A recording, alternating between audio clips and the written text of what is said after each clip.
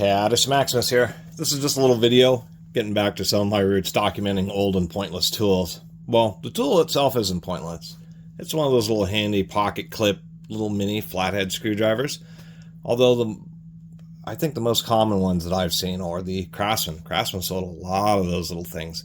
Oxwall Tools is not a distinguished tool brand, like so many that I feature on this channel. They were an early budget tools company, I think from the 60s or the 70s. Certainly no through the 70s and 80s, but they were just a bit too budget and ended up going out of business. Yeah, doing a little bit of extra research here. It's definitely an early company. Their logo was, or catchphrase, tools for the home craftsman.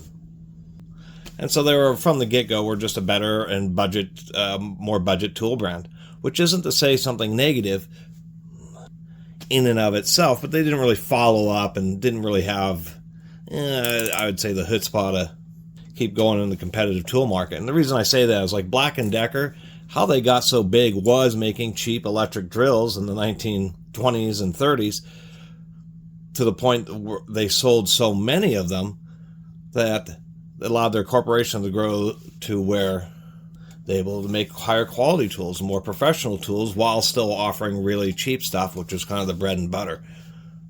But that's one thing to think about. Black & Decker, and I've reviewed a lot of their really nice heavy-duty tools that they've made over the decades. But their business was making home utility-grade drills. It just happened that it worked out for them. So, back to Oxwall. They were an early outsourcer. So I have this little 1/4-inch ratchet. It's made in Japan, but it's made to very low quality standards. And half a century ago or more, being made in Japan is what being made in Taiwan was considered in the 1980s to what being made in China or India is considered now. But they just depended on the tools. So they did have some USA-made tools. They had some really cheap stamped, mini distributor combination wrenches, little screwdrivers like this, a few other, random tools made in the U.S., several made in Japan items, where they even had some folding carpenter's rules that were made in France. And just wherever they could get something as cheap as possible and get their name stamped on it. And I guess that's probably one of their, they're not the first company, but it is a legacy that they left, is trying to do the cheap budget tools thing, even before Harbor Freight was ever around. And I think the only reason Harbor Freight actually got to the point to where they are now was by having storefronts and their old school, no questions asked warranty on all their Pittsburgh stuff. And it was really cheap. So maybe Oxwall was before their time.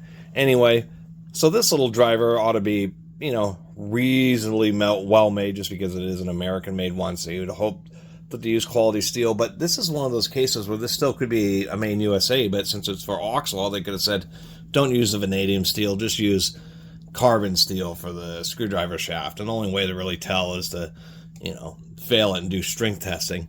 But nonetheless, I just wanted to point out that I haven't done very many Oxwall Tools videos. Being cheap tools, people don't really care about them or keep them around. They just, throw them in free bins, and they say, oh, these are my cheap tools, so they just use them for really punishing tasks. And so a lot of them are gone.